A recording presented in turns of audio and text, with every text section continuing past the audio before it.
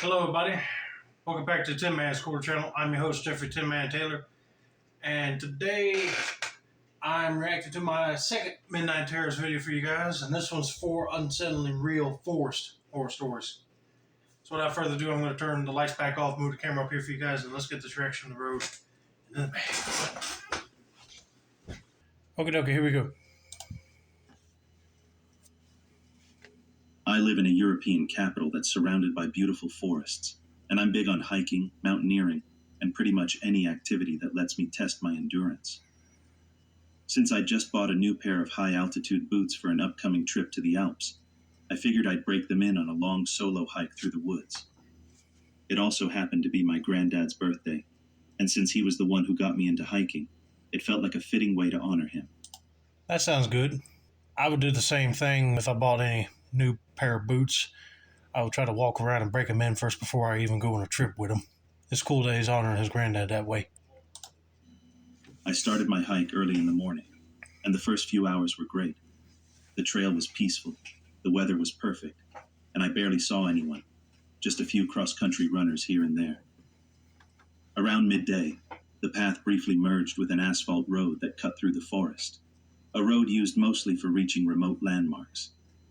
That's when I noticed an old green SUV driving past me. Not too fast, not too slow.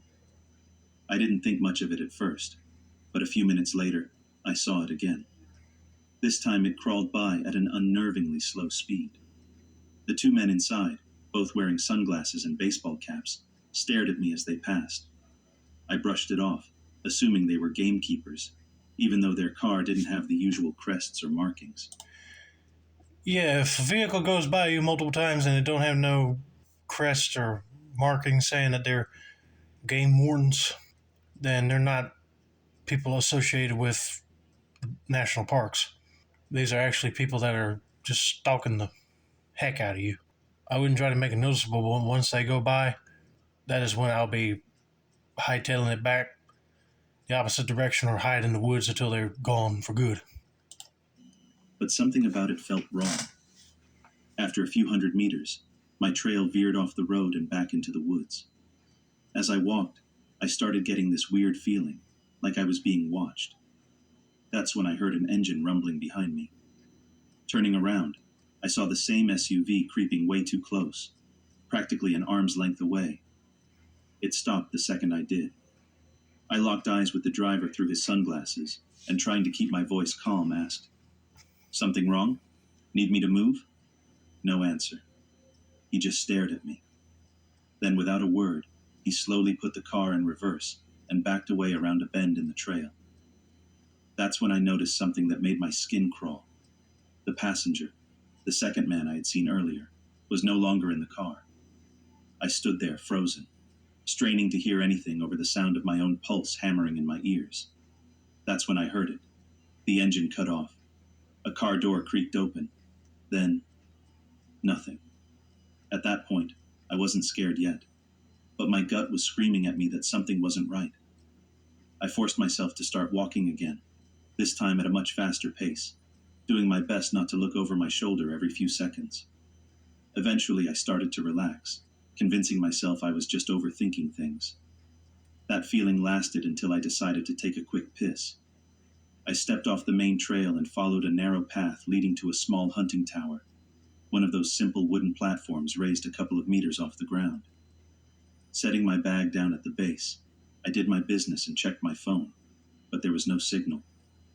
After a sip of water and a few deep breaths to shake off my lingering nerves, I grabbed my bag and stepped back onto the main trail. And that's when I saw him. About 50 meters ahead, standing perfectly still in the middle of the trail, was a man. I froze. He was dressed in tactical gear, a baseball cap pulled low over his face, and in his hands was a rifle, a scoped rifle. He wasn't looking at me, but I could tell. He hadn't expected me to appear from the side trail. We locked eyes for half a second, and in that instant, every alarm in my body exploded. If I hadn't had the encounter with the SUV earlier, I might have assumed he was just a hunter. But considering everything, I wasn't about to take that risk. Without thinking, I turned and sprinted back into the woods, crashing through the underbrush as fast as my legs would carry me. A split second later, I heard it. Footsteps. He was running after me. I don't remember much of what happened next. Just a blur of branches tearing at my arms and legs, my breath coming in ragged gasps, my heart slamming against my ribs. I didn't stop. I didn't look back. I just ran. I must have covered several kilometers before I finally slowed to a power walk, sticking to the thickest parts of the forest and avoiding the trails altogether. Eventually, my phone got a signal, and I texted a few friends about what had happened.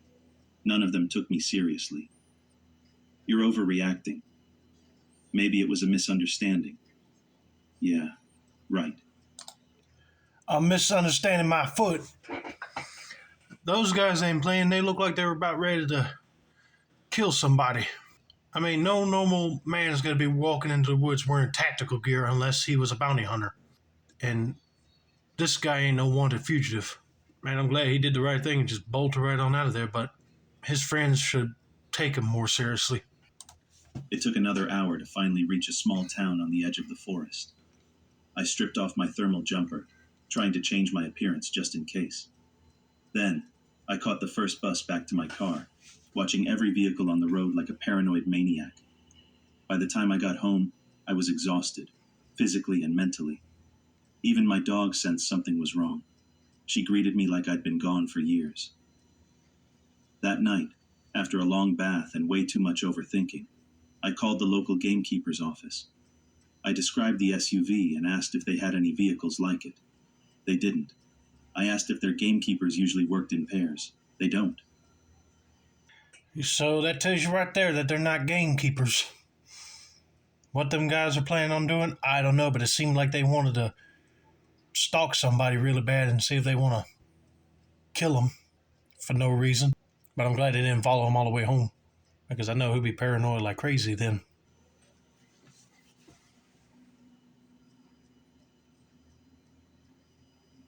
A couple of summers back, my girlfriend and I decided to go camping in Chequamegon National Forest up in northern Wisconsin. We'd done plenty of hiking trips before, so we weren't exactly newbies, but this place was new to us. We figured it'd be a great way to get away from the city, breathe some fresh air, and just enjoy nature.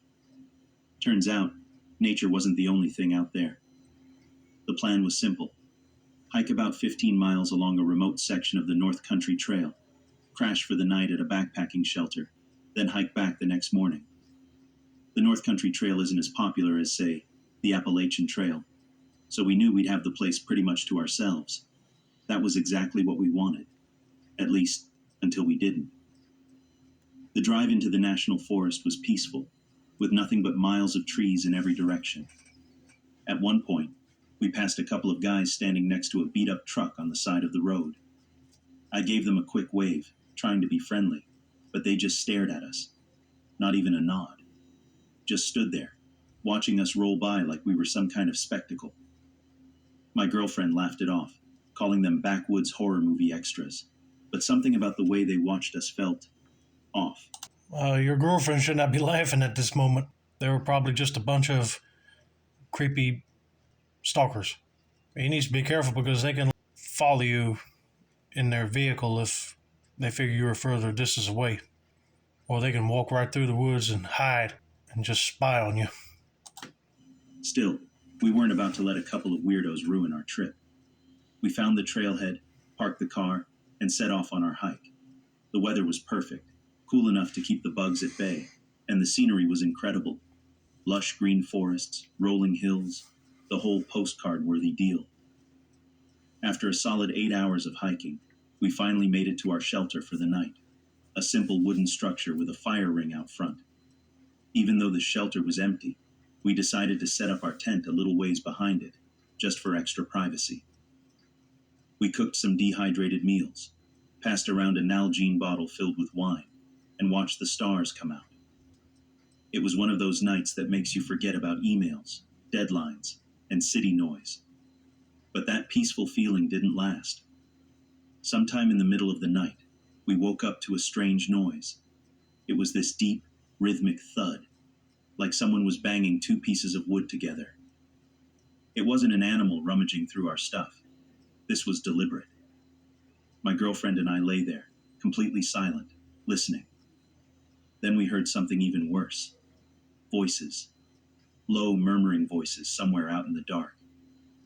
We couldn't make out what they were saying, but we could tell there were at least two people out there. Were they the same guys from the truck? Had they followed us all the way out here? We had no way of knowing. Our tent didn't have any windows, so we couldn't see a damn thing. All we could do was sit there, hearts pounding, and pray that whoever was out there didn't notice our tent tucked away behind the shelter. Oh, I got a bad feeling that they might. If they see the shelter and look around it, they'll see you. Eventually, the voices faded, and everything went dead silent. We didn't sleep the rest of the night. At first light, we packed up our gear as fast as humanly possible. But as we stepped out of our tent and made our way to the shelter, my girlfriend gasped. Carved into the wooden wall of the shelter, in deep, jagged letters, was the word kill. Fresh wood splinters were scattered on the ground, and there were marks where someone had been hacking at the shelter with a knife or an axe. It wasn't just some old carving from years ago. Someone had done this last night, while we were out there, listening. We didn't waste another second. We practically jogged back to the car, constantly glancing over our shoulders. Every rustling leaf, every snapped twig had us on edge. When we finally reached the parking lot, we felt a brief sense of relief, until we saw my car. The windshield wiper was sticking straight up, and impaled on it, dripping blood onto the glass, was a dead squirrel. The windshield itself was smeared with blood and bits of fur, like someone had deliberately dragged the animal across it. I didn't stop to clean it. We threw our gear into the trunk and peeled out of there, kicking up a cloud of dust as we sped down the logging road. We didn't stop until we were miles away, at some random gas station where I used a wad of newspaper to scrape off what was left of the squirrel. That was the last time we ever camped in northern Wisconsin. Oh man, I'm sorry that they had a terrible time on their camping trip there. I mean, I wouldn't blame them because if some creeps followed me into a camping spot and started leaving threatening warnings, I would take that as a sign to get out of there too. Because it looked like they were probably going to come back and kill them if they didn't go. But yeah, that's really disturbing that they literally put a dead squirrel on the car's windshield and impaled it with the windshield wiper. Just glad they got out of there all right. That's all that matters.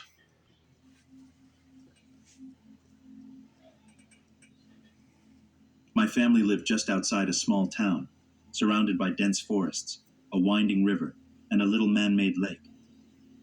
I spent my childhood wandering through those trees, following the streams that branched off the river, knowing every hidden trail like the back of my hand. It was my place. Safe. Or at least I thought it was. That summer I went on 2 hikes through the woods alone. Well, almost alone. The first time was in the morning. I walked the old familiar path, following a stream that led to the river. It was peaceful, exactly how I remembered it, until I heard something strange. A bell. Faint at first, coming from the north, ringing in these weird, frantic bursts. My first thought? Maybe a lost hunting dog.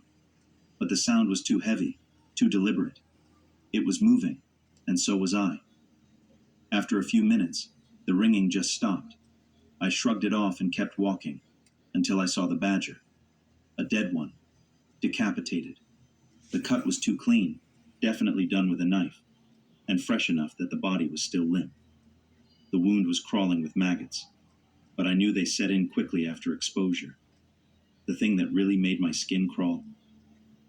The badger was right along the same route as the bell. Had someone been walking ahead of me? Had they put it there knowing I'd find it? I stood there for a while, uneasy, before forcing myself to move on. I mean, at this point, I would have thought nothing about it, like somebody probably just dropped the bell by accident. But if you see a badger that was cut with a knife and it didn't look like no claw marks from another animal, then there's a psychotic person out there in the woods with him. But let's continue on with this story. Nothing else happened that day. A week later, I went back. I shouldn't have. This time I left later in the evening, which was mistake number one. It had been raining all day, and the forest was soaked, the trees dripping, the sound of water muffling everything else. I made it to the river in about an hour before deciding to head back since the sun was setting. I picked up my pace, head down against the rain, then walked straight into something. It was heavy, and the smell. Jesus. It was the same badger, or what was left of it. Someone had strung it up from a tree, its severed head tied to its front paws like some twisted decoration. The thing was rotting, its body sagging, leaking this disgusting greenish sludge. The rain had washed some of it down onto me. I could feel it in my hair. I gagged so hard I thought I was going to throw up right there. But the worst part wasn't the smell, or the sight of it. The worst part was the realization that I had passed that exact spot an hour earlier, and the badger wasn't there. Someone had put it up after I walked by, which meant someone was in the woods with me, watching me, maybe even following me. That was when I heard the bell again. I wasn't taking any chances. I called my dad while I ran, told him to meet me where the path took a sharp westward turn. It was still so far, but I had to get there. The rain made it impossible to hear properly. Every noise was muffled, distant.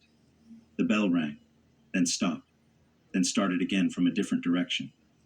I started feeling lost, like the trees were closing in, like the path was further away than it should have been. Talk about psychological torture.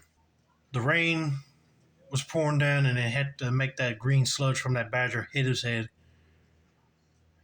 And then the constant ringing of the bell. It's making him so paranoid. Man, I know he's probably going to have nightmares for a while. And then I heard it. Footsteps. Not an animal. Human. I turned, and that's when I saw him. A tall figure, half hidden in the trees, creeping towards me.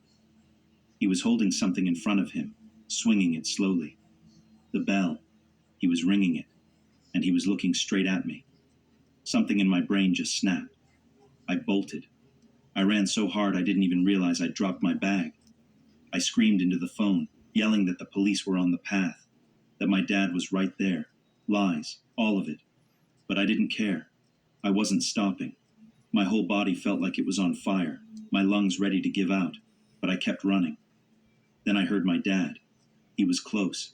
I could hear the way his voice carried. Knew he could see me. I ran straight for him, practically crashed into him. He heard the bell too. My mom, who was still on the phone, had heard it through the call. We sprinted back to the car where she was waiting, engine running. The second we got inside, we were gone. I never went back into those woods again. I wouldn't either. But thank God he got to his parents' vehicle and got out of there quick. Because if he didn't run out of there when he saw that guy, he probably knocked him over with that bell. You never know what that sick freak was going to do out there in the woods. But that really is some sort of mind torturing event.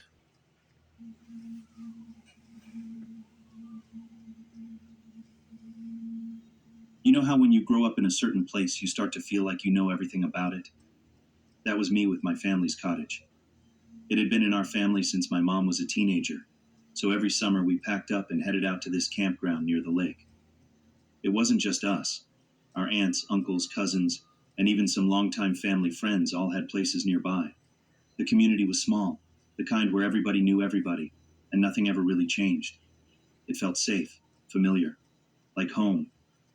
When I was 10, I had a friend I only ever saw at the lake. We were summer friends, the kind you make during vacations, where you pick up right where you left off, no matter how much time has passed. One afternoon, we were walking along a trail we'd hiked 100 times before. It ran right through the heart of the campground, passing by the thick tree line of the forest. We weren't thinking about much, just talking about kid stuff, kicking at the dirt path. Then, out of nowhere, we heard it.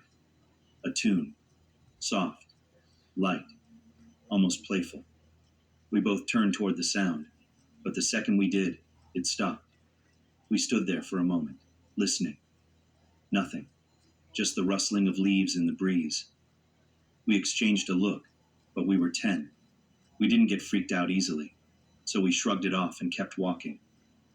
The path curved, leading us further from the forest. And then, there it was again, the same tune. We spun around, but again, silence. This time, I felt something in my gut, a little flicker of unease. My friend and I hesitated, but for some reason, we just kept walking. Maybe we didn't want to admit we were creeped out, or maybe we didn't really believe anything weird was happening. The forest was further behind us now, when for the third time, the tune started playing. But this time, it didn't stop when we turned around. I don't know what got into me, but I started walking toward it. The music played faster. My friend called my name, but I ignored her. My steps slowed, and the tune slowed with me. I took another step forward, and silence. The quiet was so heavy it was like the whole forest was holding its breath. I didn't realize how far I'd wandered from the path until my friend bolted, running full speed toward the main road. The moment I saw her take off, my body just reacted.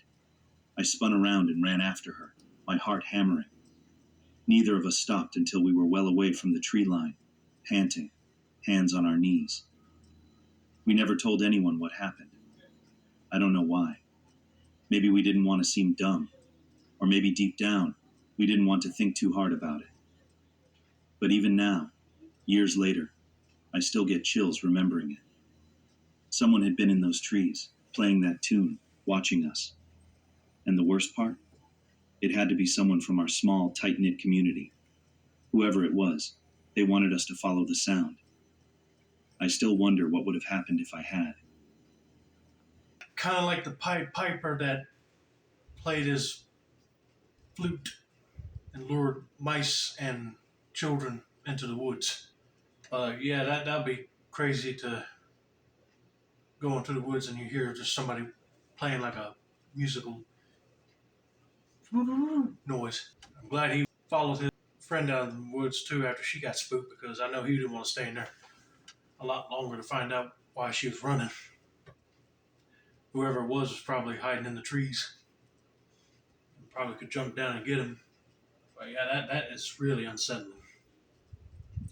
But anyway, I hope you guys enjoyed this video. Don't forget to like, subscribe, turn on post notifications for more Midnight Terrors videos like this. This has been another successful installment of the Tin Man's Corner channel. I'm your host, Jeffrey Tin Man Taylor. I say that's a wrap, and have a nice day, y'all.